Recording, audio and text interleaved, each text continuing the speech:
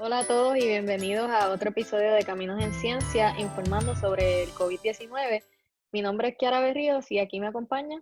Kevin Alicea Torres. En el día de hoy tenemos a la doctora Mónica Feliu Mujer, neurobióloga y divulgadora científica, quien nos estará hablando sobre los diferentes roles que lleva a cabo el científico y la científica ante una pandemia, y también nos estará hablando sobre las diferentes estrategias para combatir la desinformación y quiénes son las comunidades más vulnerables. También quiero resaltar que la doctora Feliu Mujer ha sido una fuerza de la comunicación científica, en especial en Puerto Rico y también en los Estados Unidos, ya que ella ha comunicado la ciencia y los diferentes aspectos de la pandemia COVID-19 a través de la televisión, la radio, podcast, escrito en diferentes periódicos, así que es extraordinario todo el trabajo que está llevando a cabo ante esta situación.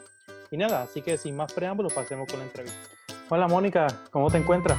Hola, muy bien. ¿Y ustedes? Bien, bien, muchas gracias por aceptar la invitación. Gracias a ustedes por tenerme. Ya que nos contara un poco más sobre los diferentes roles que lleva el científico y la científica fuera del laboratorio ante una pandemia como la que tenemos hoy en día. Pues mira, yo creo que hay distintas, yo soy fiel creyente en que uno debe de hacer lo que puede desde su propia trinchera. Y yo, por ejemplo, yo soy científica, mi entrenamiento, mi capacitación es toda en neurobiología. Yo tengo un doctorado en neurobiología, pero llevo muchos años dedicándome a la comunicación de la ciencia. Así es que mi enfoque durante esta pandemia ha sido combinar ese expertise que yo tengo en ciencia con mi expertise y mi experiencia en la comunicación. Pero, o sea, los científicos podemos participar de la educación. O sea, yo soy parte de una organización que se llama Ciencia Puerto Rico, y nosotros tenemos, por ejemplo, oportunidades para que científicos puedan aportar a la educación de estudiantes de escuela intermedia y escuela superior en Puerto Rico, a través de charlas, a través de visitas y demostraciones virtuales, ¿no? Entonces yo tenía una pregunta que es, ¿qué ventaja te da el ser científica para comunicar aspectos importantes del COVID-19 al público general, ya que tu especialidad es en comunicación, pues cómo el ser científica te da esa ventaja? Por ser científica, yo entiendo, ¿no? Yo entiendo bien el proceso de la ciencia, yo entiendo bien el proceso de investigación, de las investigaciones que se están llevando a cabo sobre el COVID-19. Yo creo que una de las cosas bien interesantes que estamos viendo en este momento es que el mundo está viendo a la ciencia desenvolverse frente a sus ojos en tiempo real, y no solamente en tiempo real, pero en tiempo acelerado. ¿No? Con cualquier otra pregunta, con cualquier otro asunto científico, tomaría años entender un virus como este, tomaría años descubrir tratamientos, desarrollar vacunas, entender bien la transmisión. Y con el COVID-19, el coronavirus que causa el COVID-19, nosotros hemos visto que en cuestión de meses tenemos un montón de información, obviamente, porque esto no es una pandemia, es una emergencia sin precedentes hasta cierto punto. Hace 100 años el mundo no experimentaba una pandemia como esta. Y uno de los retos en términos de la comunicación de la ciencia alrededor de este nuevo coronavirus y COVID-19 es que hay mucha incertidumbre, hay mucha información, y a veces es bien difícil separar el grano de la paja, saber qué son buenos estudios científicos o qué son estudios que a lo mejor no son tan rigurosos. Y yo como científica pues tengo un poquito más entendimiento sobre cómo eso funciona, así es que yo puedo utilizar ese conocimiento para, ¿no? Para explicarle a la gente, mira, así es que esto funciona, si estamos viendo toda esta información. O sea, una pregunta que a mí me han hecho bastante es las recomendaciones de las mascarillas.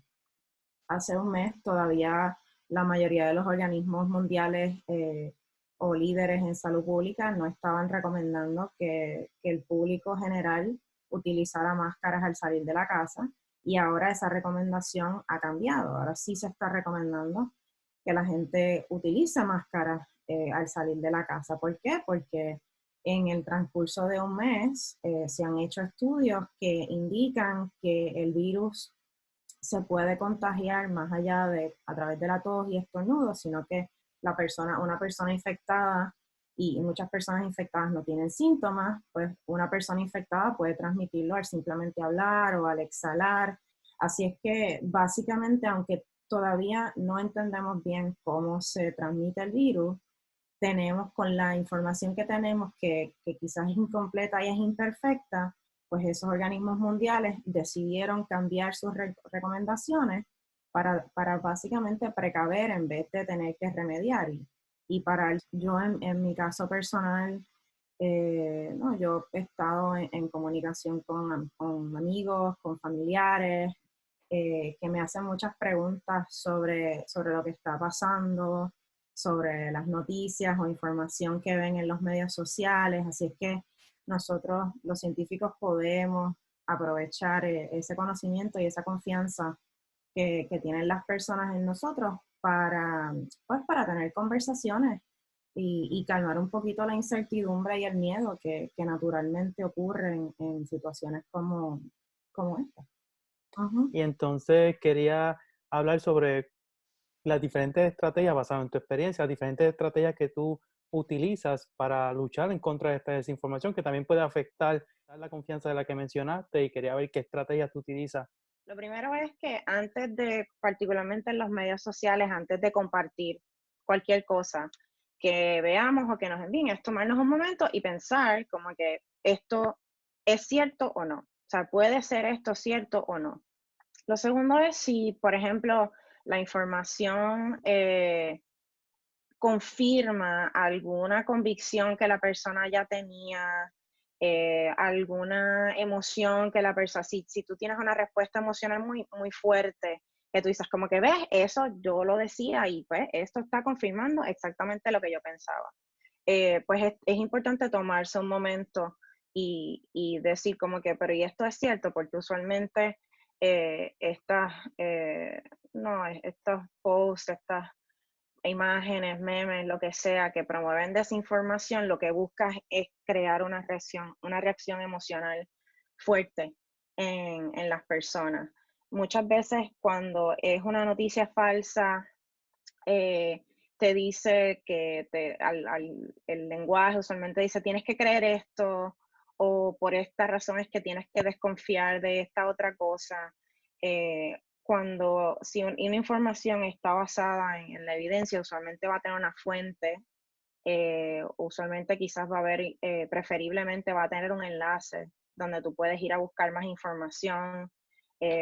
También, por ejemplo, puedes simplemente ir a Google y buscar. O sea, yo soy de Puerto Rico, y en Puerto Rico hace unas semanas se regó como pólvora un mensaje en WhatsApp que alegaba que el gobierno iba a tomar unas medidas extremas para eliminar el virus, rociando algún compuesto químico desde helicópteros. Y obviamente eso era falso, era una información que lo que quería era desinformar y alarmar a la población, pero se regó como pólvora, mucha gente lo empezó a compartir, pero lo que yo le decía a la gente en aquel momento era, o sea, algo como esto, de la magnitud de el gobierno va a rociar algo con helicópteros, tú lo vas a ver en las noticias, no te va a llegar por WhatsApp. Es algo que lo vas a ver y lo vas a poder confirmar a través de otras fuentes. Así es que siempre es importante buscar otras fuentes donde uno pueda confirmar la información. Aún así, hay personas que aprovechan y dicen, ay, este estudio que se publicó en tal universidad por científicos de tal lugar dice, o sea, desafortunadamente la gente utiliza tácticas que los hace ser más creíbles, o son personas que son bien elocuentes, así que en estos días uno tiene que tener cuidado adicional cuando lee algo y siempre tienes que buscar corroborar y no dejarte llevar por simplemente las emociones iniciales, y entonces uno tiene que aplicar el criterio antes de compartir algo. Sí, eso es muy cierto y eso de WhatsApp creo que han habido, esa no es la única cosa que ha pasado en WhatsApp, han habido otras incidencias de mucha desinformación y entonces nos podía hablar un poco de cuáles son las consecuencias de la falta de divulgación ágil y precisa de esa información y cómo eso podría afectar a poblaciones vulnerables. Pues mira, o sea, en cualquier momento yo creo que el conocimiento de la información es poder, pero en una situación como esta, en la cual las personas básicamente pueden utilizar esta información para tomar decisiones que pueden ser de vida o muerte. O sea, si las personas están dejándose llevar o tomando decisiones, utilizando información que es falsa, que no está basada en la evidencia, que no está basada en la ciencia, literalmente puede ser la diferencia entre me infecto o no me infecto con el virus. Así es que es bien importante el que haya información que sea accesible a la mayor cantidad de la población posible. Y eso quiere decir que necesitamos información que no solamente esté, por ejemplo, disponible en línea, porque no todo el mundo tiene acceso al Internet, no todo el mundo es diestro navegando en Internet.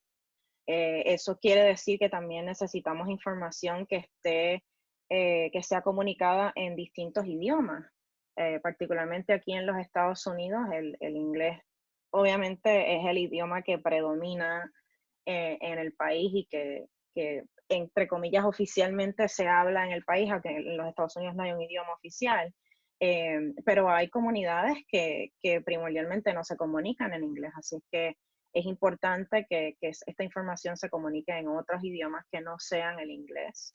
Pero también es importante que esta información sea accesible de manera relevante a la cultura y al contexto de distintas comunidades. Es importante que esta información sea comunicada por el mensajero apropiado. O sea, a lo mejor hay comunidades en las que la mejor persona para comunicar la información no es un científico o no es un salubrista, sino él es el pastor de la iglesia.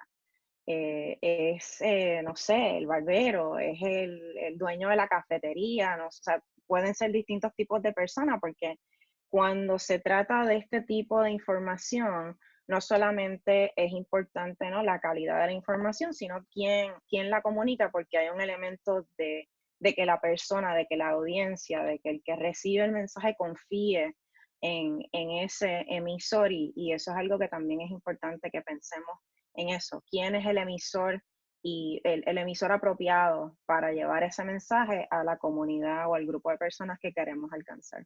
Perfecto, Mónica. Muchas gracias por toda esa información súper valiosa para no solamente para los científicos y científicas, sino para la comunidad en general, que es muy importante ante toda esa desinformación que se comparte en las redes sociales y cadenas de WhatsApp, que es muy lamentable que esto surja y que se dé, pero personas como tú están aquí para combatir eso.